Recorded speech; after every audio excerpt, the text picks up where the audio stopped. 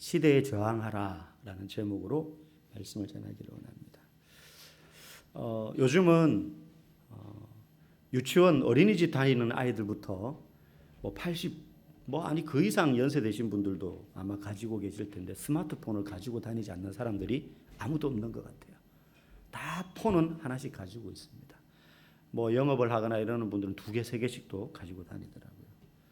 근데 스마트폰이 도입된 지 이제 한 10여 년 정도가 지났는데 그 이전 컴퓨터가 시작되어서 변해왔던 시대의 그 변화의 빠르기보다 이 손안의 컴퓨터라고 하는 스마트폰이 등장하면서부터 변한 이 10년의 세월은 그 이전 컴퓨터가 등장한 30년, 40년의 세월과는 또 비교할 수 없을 만큼 훨씬 빠르게 변해온 것 같습니다. 어느새 이걸로 못하는 게 거의 없는 것 같아요. 긍정적인 그런 변화도 있지만 이렇게 보면 이게 스마트폰 하나만의 원인 때문은 아닐지 몰라도 부정적인 변화들이 몇 가지가 있는데 우리 일상생활에서 쉽게 볼 수 있는 게요. 사람들이 생각하는 능력이 많이 떨어졌다는 거예요. 특히 이 암기하는 거, 외우는 거 있잖아요. 예전에 어땠습니까? 스마트폰 없을 때는 전화번호 거의 다 외웠습니다. 그죠? 가족들 전화번호는 당연하고 시골의 전화번호 가까이 이제 꼭 알아야 되는 거 다 외웠어요. 근데 사실 지금 저만 해도 저희 아이들 전화번호 다 못 외웁니다. 그냥 그 이름으로 그냥 초성 검색해서 바로 그냥 누르면 되니까 암기력이 현저히 떨어진 것 같아요. 또 한 가지 스마트폰 때문인지 모르겠지만 이 청소년 아이들의 이 그 대화법이 욕이 안 들어가는 그런 대화가 없는 것 같아요. 그래서 어느 대학에서 실험을 했는데 이제 실험하는 10대 아이들을 뽑아가지고 이 아이들의 몸에 녹음하는 장치를 단 거죠. 그래서 10시간 동안 이걸 달고 그냥 의식하지 말고 너네 평소에 생활하는 대로 해봐. 그리고 나서는 이제 10시간이 지나고 녹음기를 걷어가지고 딱 재생을 했는데 얘들이 이제 이걸 있다는 걸 전혀 의식 안 하고 그냥 평상시처럼 막 생활하는 거예요. 근데 얘들이 특별히 비행 청소년이라든지 나쁜 짓을 한다든지 좀 거친 아이들이라든지 그런 애들이 아니라 그냥 평범한 주변에서 볼 수 있는 10대 중고등학생들이었는데 10시간 동안 녹음한 그 녹음기를 떼가지고 녹취록을 딱 들었는데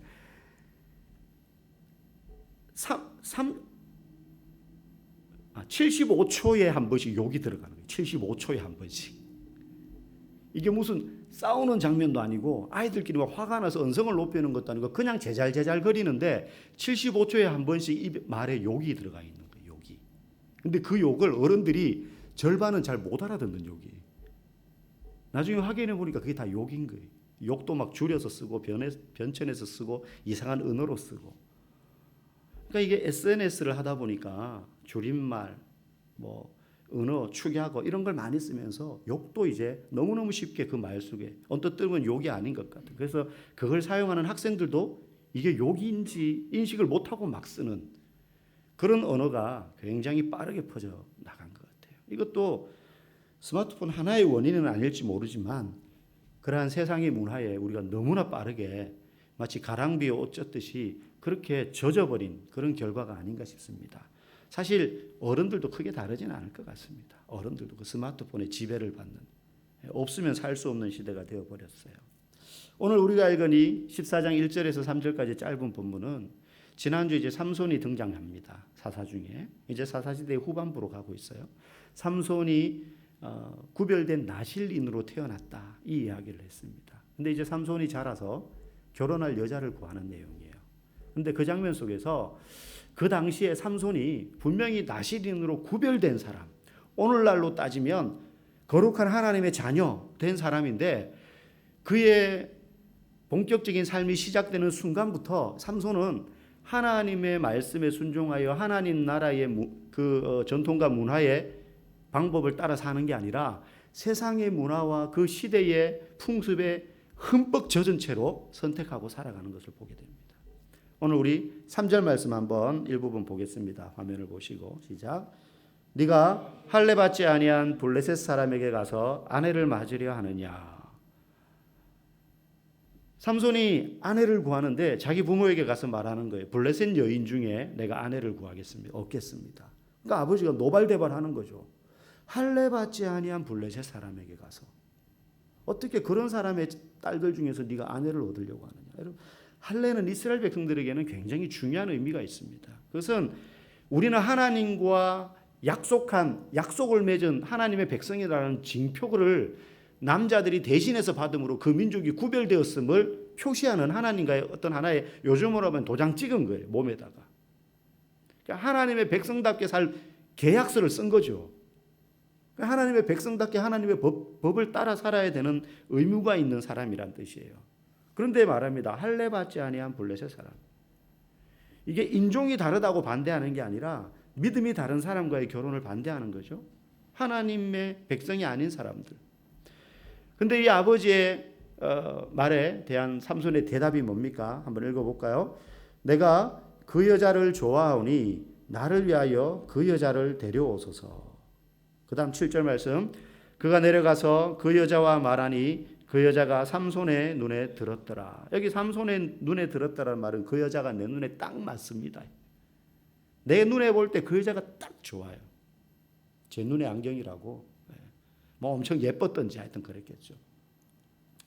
내가 그 여자를 좋아하오니 나를 위해서 그 여자를 데리고 오세요. 그 당시에 문화였습니다. 삼손이 이제 그 여자를 보는데 딱 눈에 드는 거예요. 이전부터 이제 알고 있었던 거죠. 여러분, 이스라엘의 문제가 사사기 전체를 관통하는 주제인데 그게 뭐냐면 자기 소견에 옳은 대로 행했다. 각기. 다 사람이 자기 마음대로 살았다는 거예요. 할례받은 민족인데도 하나님의 언약 백성인데도 그런 거는 아랑곳하지 않고 내 생각, 내 가치관대로 사는데 그들이 누리는 가치관 생각이 다 어디에 기반하고 있느냐? 할례받지 아니한 사람들의 문화, 이방인들의 문화에 젖어서 살아가는데 거기에 따라서 그들이 선택하고 결정하고 살아갔다는 거예요. 자기 눈에 맞으면 좋은 것, 옳은 것 그렇게 생각한 거죠. 내가 좋으면 된 거지 뭐. 여러분, 이게 고대 시대이지만 지금도 우리 그렇게 살고 있잖아요. 내가 마음에 들면 상관없지 뭐. 네가 왜. 그렇게 생각하고 하나님의 관점이나 하나님의 입장에서 생각하거나 행동하지 않았다는 거예요. 그래서 이스라엘의 대표인 사사로서의 이 삼손의 이러한 선택의 모습을 볼 때 사사조차 이렇게 했다면 그 사사를 보고 있었던 수많은 이스라엘 백성들의 영적인 상태는 어땠겠느냐. 대부분 짐작해 볼 수가 있는 거죠. 충동적이었다. 그들이 눈에 보이는 대로 옳은 대로 판단하고 결정하는 결정들은 충동적이었어요. 딱 보고 이뻐 보이는 사람, 느껴지는 대로 보이는 대로 그렇게 반응을 했던 거예요. 우리도 사실은 참 성품이 모난 부분이 많아가지고 좀 성질 급하신 분들은 그런 경우 있죠. 부부끼리 다퉜어요. 다투고 난 다음에 기분이 안 좋거든요.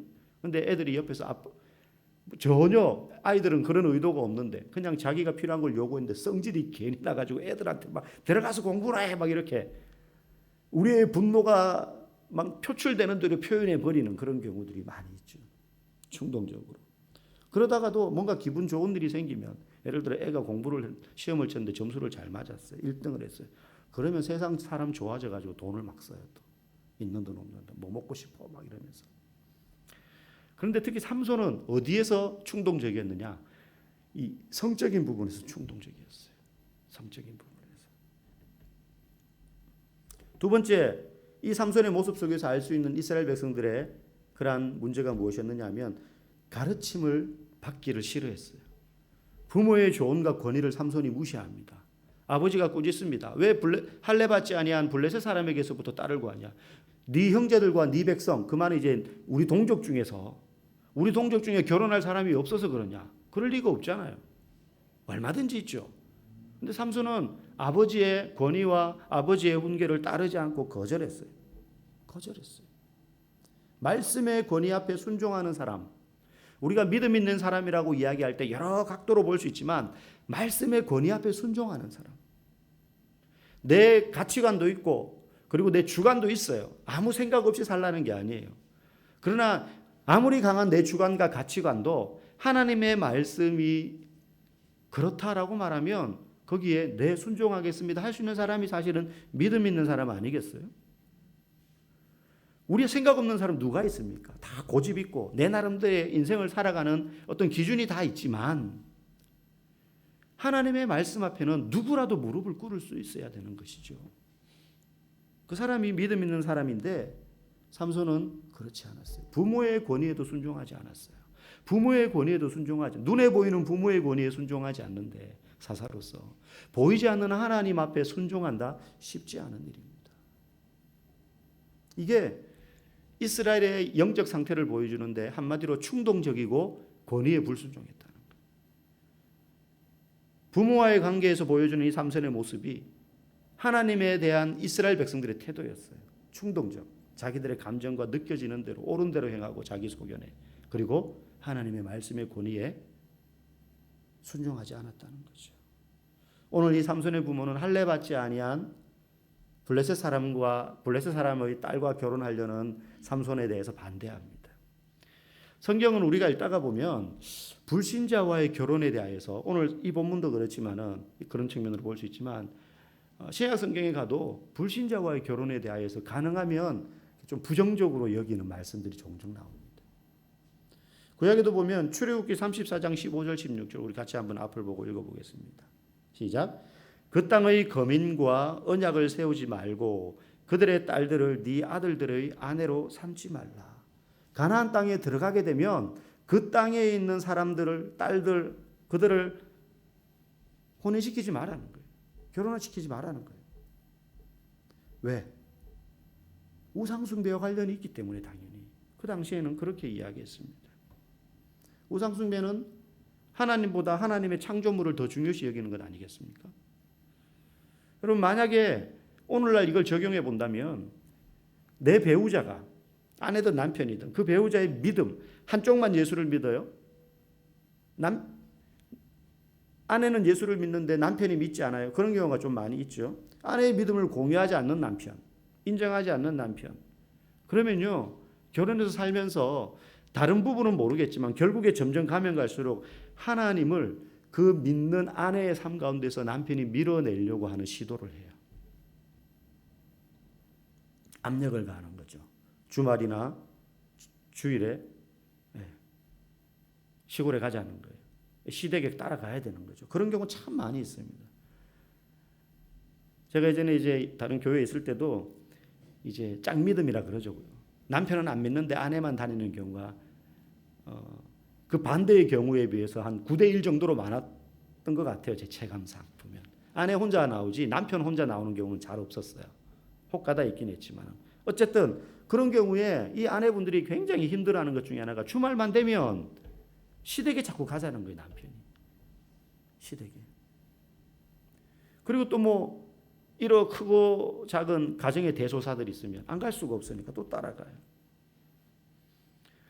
매주 그런 일들이 반복되는 것 때문에 얼마나 괴로워했는지 모릅니다. 부부 사이에 문제가 있는 건 아니에요.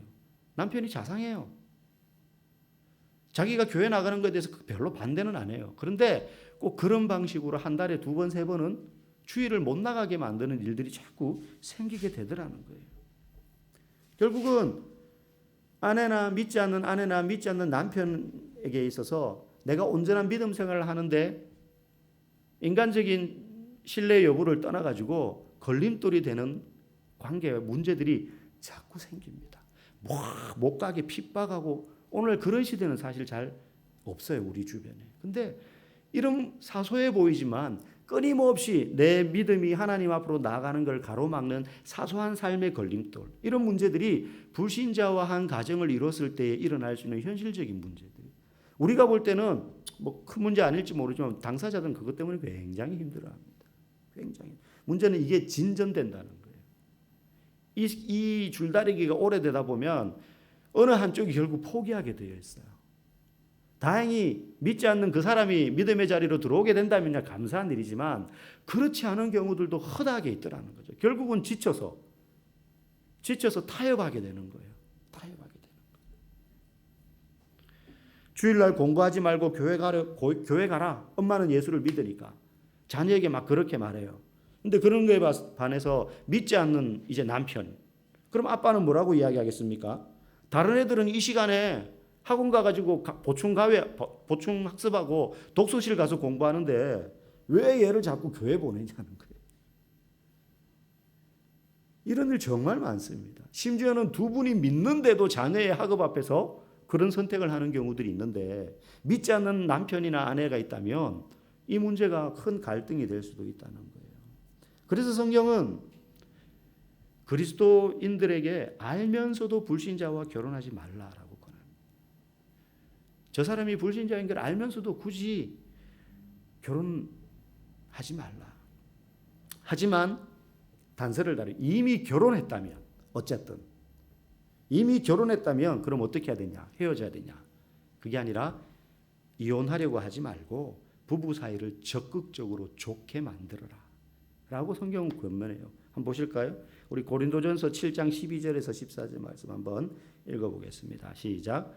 만일 어떤 형제에게 믿지 아니하는 아내가 있어 남편과 함께 살기를 좋아하거든 그를 버리지 말며 어떤 여자에게 믿지 아니하는 남편이 있어 아내와 함께 살기를 좋아하거든 그 남편을 버리지 말라. 버리지 말래요. 아내든 남편이든 믿지 않는 자와 결혼을 했다면 애초에 안 하는 게 제일 좋지만 했다면 버리지 마라. 그리고 14절 시작. 믿지 아니하는 남편이 아내로 말미암아 거룩하게 되고 믿지 아니하는 아내가 남편으로 말미암아 거룩하게 되나니 그렇지 아니하면 너희 자녀도 깨끗하지 못하리라. 그러나 이제 거룩하니라. 이 14절 말씀이 무슨 뜻입니까? 그래 믿지 않는 남편인 줄 알고 아내인 줄 알고도 결혼을 했다면 신앙 때문에 갈등이 있을 거야. 그런데 그때부터는 그 영혼은 너에게 맡겨진 책임이다. 너로 인해서 그가 거룩해지도록 남편이든 아내든. 그러니까 얼마나 큰 십자가와 책임을 지는 겁니까? 얼마나 큰 십자가 책임을 지는 겁니까? 결국 저는 이걸 감당하지 못해서 이혼하는 분들도 가끔 봤어요. 너무너무 힘들어서. 너무너무 힘들어서. 여러분 불신자의 가치관은 믿는 자와 결국에 다를 수밖에 없습니다. 적당히 타협하면 괜찮아요. 그런데 제대로 믿으면 충돌이 됩니다. 하지만 잘 믿으면 그 가정을 거룩하게 할 수 있습니다. 그런데 그 길이 때로는 가시밭길이 될 수 있어요. 정말 힘든 돌길이 될 수 있어요. 그래서 성경은 가능하면 믿지 않는 자와 함께 멍에를 지지 마라 라고 권면을 하는 것이죠. 오늘 이스라엘이 하나님 앞에서 어떤 식으로 무너져 가는지를 삼손의 모습을 통해서 보게 되는데 충동적이고 말씀의 권위에 순종하지 않는다고 했습니다. 오늘 삼손이요 자기가 결혼하고 싶어하는 블레셋 여인을 어디서 봤다라고 말하냐면 딥나에서 보았다고 합니다. 딥나가 어디냐면 이스라엘 땅 한가운데 있는 지역이에요. 이스라엘 한가운데 블레셋 사람들이 섞여 산 거예요. 비정상적인 거거든요. 애초에 그 땅은 하나님께서 이방인들 다 쫓아내고 너네끼리 살라고 주신 땅이었거든요. 그런데 세월이 흐르면서 사사 기간이 400년이에요. 삼손 때는 이미 후반부예요. 그 기간 동안 이제 그냥 그게 유명무실해진 거예요. 블레셋 사람들이 이스라엘 영토 안에 들어와서 살면서 사실 이미 그 안에 살면서 블레셋이 이스라엘을 지배한 지 40년이 된 거예요. 40년 동안 지배받거든요. 그걸 이제 삼손이 무너뜨리게 되는데 마지막에 자기의 목숨을 버리면서 40년 동안 이스라엘을 지배하면서 블레셋 사람들이 자기들 틈에 섞여서 살면서 그들은 블레셋의 압제 가운데 눌려 있는데도 저항하지 않고 하나님 앞에 부르짖지 않았습니다. 오히려 타협하고 그들의 문화에 동화되어서 삽니다. 저항 없이 순응했다는 거예요. 사사조차도 블레셋 여인과 결혼하려고 했으니까요. 만약에 삼손이 올바른 사사였으면 절대 그런 선택을 할 수가 없죠. 오히려 그런 선택을 한 사람들을 꾸짖었겠죠. 그런데 자신이 그런 선택을 해요. 저항하지 않았다는 거예요. 순응했다는 거예요. 그 블레셋 사람들의 문화에 그대로 따라가 버린 거예요. 이전에 이스라엘을 지배했던 암몬이라든지 미디안이라든지 이런 민족들은요. 군사적으로 경제적으로 정치적으로 그들을 압제하고 그렇게 해서 이스라엘 백성들이 극렬히 저항하고 그러다가 너무 힘들면 하나님 앞에 살려달라고 부르짖었어요. 그때 사사를 보내주셨잖아요. 그런데 삼손 시대에는 아무도 블레셋과 싸우려 하지 않아요. 익숙하게 그 지배 아래 삽니다. 사사조차도 그럽니다. 그의 마음 가운데 블레셋 사람을 좋아하는 마음은 없었지만 그 문화는 그냥 너무 자연스럽게 누리는 거예요. 문화적으로 지배당하다 보니까 우리가 지배당하고 있다는 것조차 의식하지 못하는 시대. 그 이전과는 또 다른 모습의 타락의 길로 지금 이스라엘 백성이 접어들고 있는 것입니다. 여러분, 일제 치하에 우리 민족이 36년 동안 지배를 받았는데 그때도 저항하는 사람들이 있었던 반면에 그냥 포기하고 그러려니 하고 일본 문화에 적극적으로 동화되었던 분들도 있는 것이 사실입니다.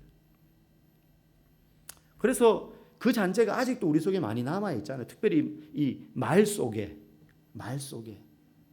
우리 젊은 학생들은 일본말을 잘 몰라요. 근데 아마 저보다 나이 많은 장로님도 계시지만 제 나이만 돼도 이게 입에 밴 그런 일본 말들이 있어요. 뭐 와꾸 좋다. 이게 무슨 뜻입니까? 다 아시죠?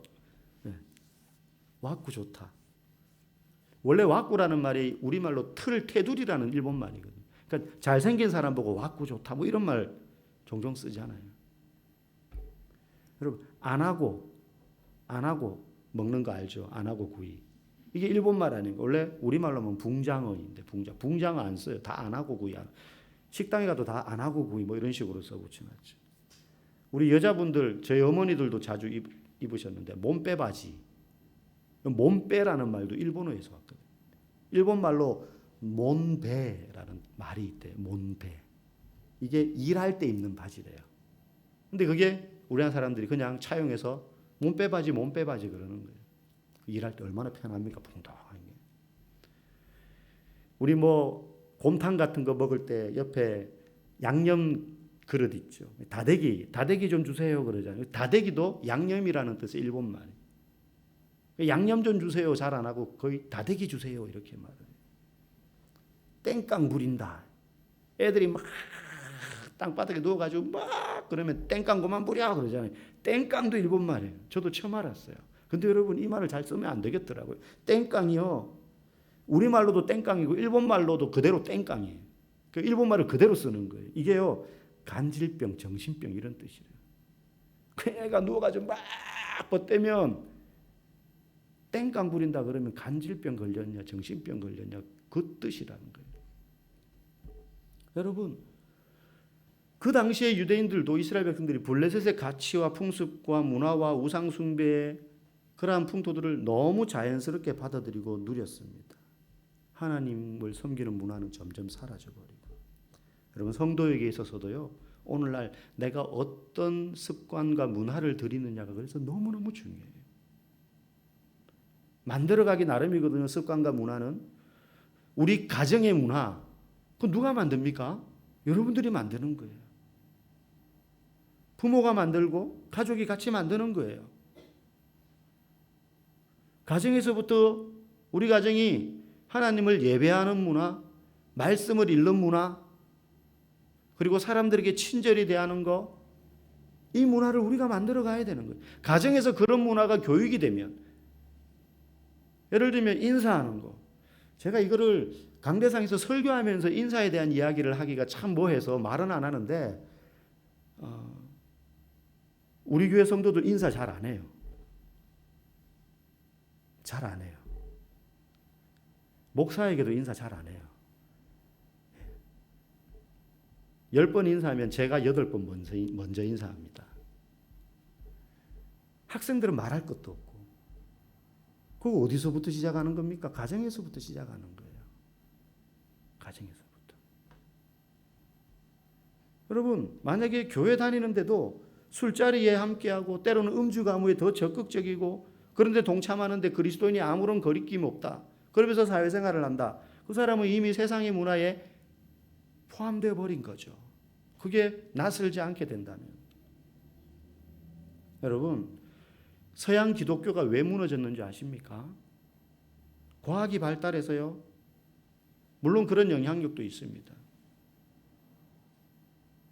그러나 이성이 발달하고 과학이 발달하면서 그들이 제일 먼저 했던 일이 뭐냐면 성경에서 비성적이고 비과학적인 요소는 다 빼버리는 거예요. 남는 게 성경에서 뭐만 남느냐? 도덕만 남아요. 윤리만 남아요. 그러니까 성경은 하나의 좋은 도덕책, 정도밖에 안 돼 버리니까 사람들이 따를 필요가 없는 거예요. 왜? 그런 좋은 글은 세상에도 얼마든지 넘쳐나거든요. 남는 건 자비와 정의를 행하는 것밖에 안 남아 버리게 되는 거죠. 여러분, 우리가 삶에서 그런 삶을 살아내야 되는 것도 분명히 중요하지만 무엇보다 중요한 건 예수 믿는 자의 삶이 어떠한 것인지를 드러내어서 보여주는 거예요. 그저 착하고 선하게 사는 것, 그거 당연한 거지만 믿음으로 사는 것이 어떤 모습인지, 믿는 자의 그 문화가 무엇인지, 믿는 자가 사용하는 언어 습관이 어때야 하는지, 어떻게 사람을 대해야 되는지, 이것이 우리의 삶 가운데서 가정에서부터 배어나오고 교회에서부터 흘러넘칠 때라야 우리의 손에서 뭔가 이상한 기적의 능력이 나타나지 않는다 하더라도, 내 삶에 극적인 어떤 변화가 없다 하더라도 그런 우리의 모습을 보고 그리스도인인 줄 아는 거예요.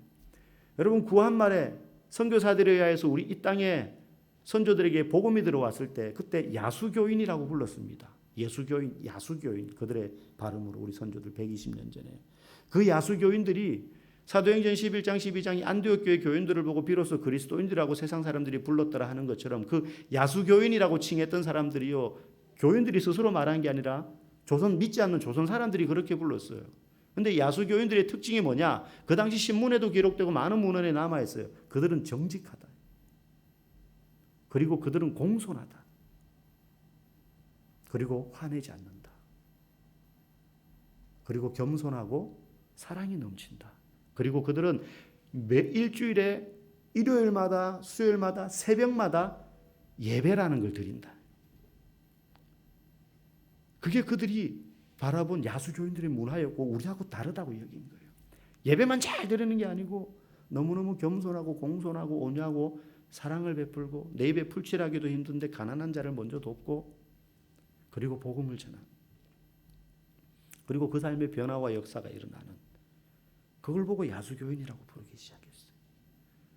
저와 여러분의 삶에도 여러분 이 시대의 사람들이 다 그렇게 살아도 기독교인은 어떻게 살아야 되는지, 예수 믿는 사람은 어떻게 살아야 되는지를 우리의 가정에서부터 그 문화가 일어나고 우리 교회에서부터 그 문화가 일어나서 여러분 옆집 이웃 사람들, 위아래 사람들, 여러분 직장, 또 우리 마을을 변화시키는 거룩한 능력이 우리 가운데서 넘쳐나기를 주님의 이름으로 간절히 축복합니다.